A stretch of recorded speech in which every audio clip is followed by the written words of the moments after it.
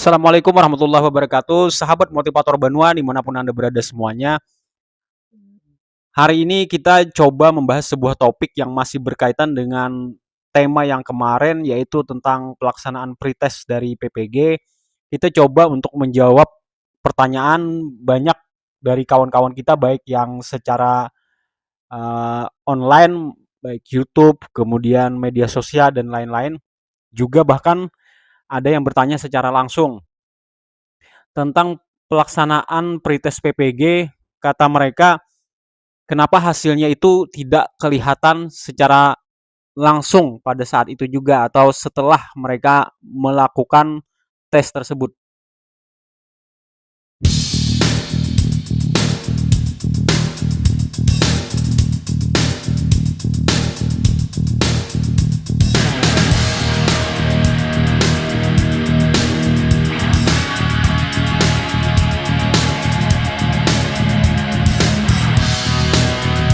Sahabat motivator Banua semuanya, pertanyaan-pertanyaan dari kawan-kawan kita tadi itu sebenarnya banyak juga yang mengarah kepada keluhan.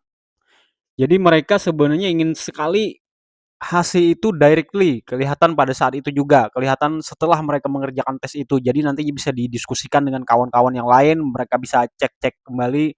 Mungkin setelah mereka pulang koreksi lagi, walaupun hasilnya itu ya tidak bisa dibalikin lagi kan, tapi paling enggak mereka dapat gambaran, oh segini kemampuanku gitu, bisa dibanding-bandingkan dengan kawan-kawan yang lain kan, seperti itu, ada diskusi setelahnya. Tapi kalau yang di hidden seperti itu, disembunyikan seperti itu, jadinya kita tidak bisa melakukan semacam evaluasi atau paling enggak pembelajaran lah buat pelaksanaan tes yang akan datang misalnya, atau buat kawan-kawan kita yang akan datang.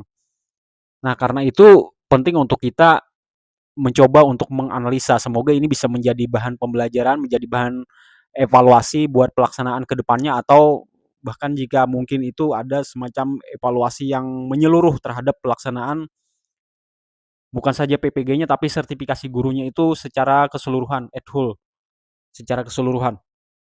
Nah, karena menurut saya juga merupakan sesuatu yang aneh, di mana kalau kita dulu melihat di tahun-tahun sebelumnya pelaksanaan tes CPNS misalnya atau P3K, kawan-kawan kita itu kan mereka bisa lihat secara langsung. Bahkan ada juga yang melihat hasilnya itu secara live. Di YouTube biasanya akan ada siaran langsung. Nah, ini sebuah pretest, kenapa hasilnya itu begitu lama baru ketahuan gitu. Padahal di zaman yang teknologi sekarang seharusnya itu semua sudah bisa dilaksanakan secara live. Nah, kita juga berhubung dengan masa lalu kita ya di negara kita ini, kita di bawah Orde Baru dulu ya, kalau boleh kita flashback sejarah lagi, kita lama menjadi surganya KKN, bahkan sampai saat ini pun Indonesia masih tercatat tidak bisa bergeser dari 5 besar terbesar di dunia untuk KKN-nya, korupsi, kolusi, dan nepotisme. Jadi ini merupakan sebuah uh, beban traumatis juga untuk kita, di mana kita itu jadi mudah untuk curiga gitu dengan sebuah kondisi yang kita rasa tuh nggak normal, sesuatu yang tidak wajar, sesuatu yang menurut kita itu ada sesuatu yang disembunyikan, samar dan lain-lain, itu mengundang kecurigaan. Begitu kita mengalami yang seperti ini, misalnya tes ya, pretest, hasilnya yang seyogianya itu secara teknologi sangat mungkin untuk bisa diketahui saat itu juga, ini malah berminggu-minggu atau bahkan berbulan-bulan baru ada informasinya. Nah, ini pasti akan mengundang pertanyaan bagi banyak orang, apalagi mereka yang langsung mengalami tes tersebut. Nah, hari ini kita coba menganalisa ya. Jadi ini sekedar analisa, sekedar asumsi, bukan bukan pasti ya, bukan berupa judge, tapi ini hanya sekedar asumsi atau analisa. Kalau saya melihat-lihatnya itu yang pertama ya, mungkin ya secara niat baik pemerintah, mereka ingin agar ada jeda waktu untuk menentukan orang-orang siapa-siapa yang akan dipanggil nanti. Jadi mungkin mereka mendasarkan bahwa yang namanya pretest itu kan bukan satu-satunya alat ukur bahwa orang ini akan dipanggil untuk PPG atau tidak, kan seperti itu. Ada variabel lain, misalnya seperti usia, kemudian lama mengajar, pengalaman, kemudian apalagi namanya ya, mungkin mungkin ada kinerja-kinerja lain yang menjadi bahan pertimbangan nantinya, sehingga bisa saja nilai itu kalau misalnya si A bagus nilainya sementara si B pas-pasan, tapi di kemudian hari si B yang diluluskan untuk masuk PPG, si A tidak misalnya. Berarti ada variabel lain yang membuat si B ini lebih diprioritaskan untuk maju lebih dulu. Mungkin masa jabatannya lama, mungkin uh, apa namanya TMT-nya sudah di tahun sekian, mungkin pengalamannya mungkin lebih ditekankan di situ, akhirnya si B yang dipanggil. Nah, bisa seperti itu kan, itu asumsi saya yang pertama. Artinya pemerintah ingin, Kemendikbud ingin perhitungan yang teliti, yang detail, agar tidak salah gitu dalam dalam hal pemanggilan ini, prioritas ini. Karena antrian kan sangat panjang, akan banyak orang yang stres sehingga mereka tidak ingin salah gitu. Kan seperti itu. Itu prasangka positif yang pertama. Kemudian yang agak negatif adalah bagian yang kedua ini, para penyelenggara ini takut ketahuan gitu. Takut ketahuan nilainya itu nanti, sehingga akan banyak protes dari seluruh Indonesia, mereka yang merasa misalnya nih nilainya dia tinggi tapi kenapa nggak dipanggil gitu. Sementara kawannya yang lain yang dia rasa kemampuannya lebih jauh daripada dia, kemampuannya mungkin dirasa jauh di bawah daripada dia, tapi kok dipanggil gitu. Nah, itu kan nantinya akan menimbulkan gelombang protes, akan menimbulkan uh, ketidakstabilan gitu dalam hal masa penantian pengumuman itu. Nah, ada protes-protes, ada usaha-usaha yang gimana-gimana untuk memasukkan dirinya agar bisa masuk di antrian itu. Nah, jadi itu analisa saya ya. Mungkin mereka takut ketahuan di situ, mereka tidak ingin mendapatkan banyak protes nantinya, sehingga pemerintah bisa mulus mengeluarkan pengumuman, orangnya manut semua, nantinya akan PPG-nya akan berjalan dengan lancar gitu. Itu harapannya. Itu analisa saya yang kedua. Yang ketiga adalah bisa juga ada pihak penyelenggara atau pihak dari kementerian atau dari pemerintah atau dari mana yang membuat ide-ide untuk PPG ini, bisa jadi mereka ingin mengantisipasi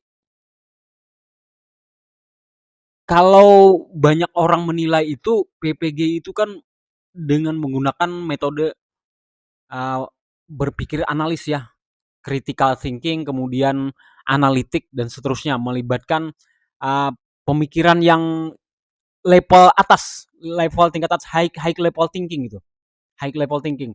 Sehingga mungkin ya untuk saat ini di Indonesia ini belum banyak guru-guru kita yang mampu menembus angka minima atau angka standar daripada kelulusan untuk pretest tersebut.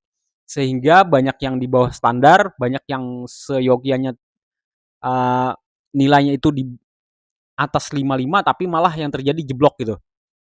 Nah, untuk mengantisipasi supaya tidak malu-maluin buat pemerintah, tidak bikin apa namanya wibawa pemerintah itu jatuh karena nilainya yang begitu rendah di bawah standar, maka nilai itu dihidden, disembunyikan. Nah, ini prasangka yang negatif berikutnya dari saya ya. Dari saya coba pikir-pikir, saya analisa gitu.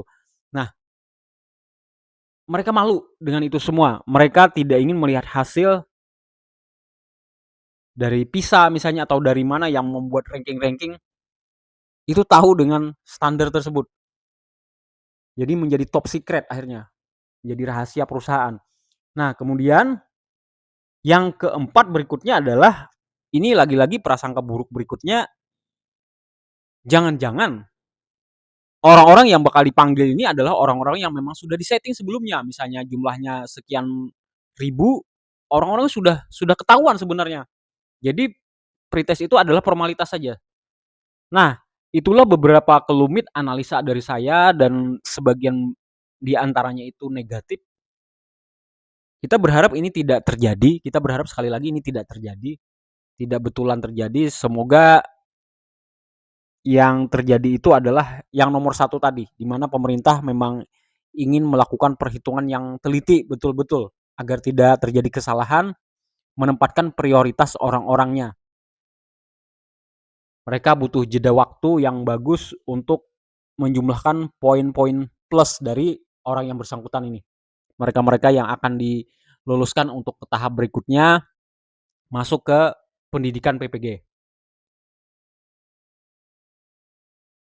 Nah, sehingga kalau melihat banyaknya keluhan dari kawan-kawan kita ini, kami mengharapkan bahwa di kemudian hari justru yang dikeluarkan oleh pemerintah itu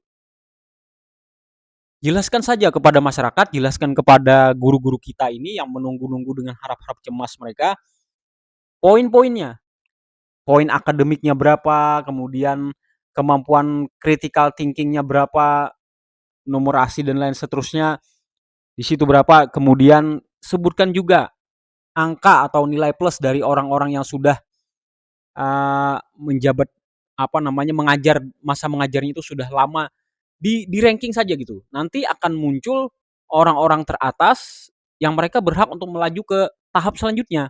Gitu maksudnya. Jadi transparan saja, pemerintah jangan takut-takut gitu.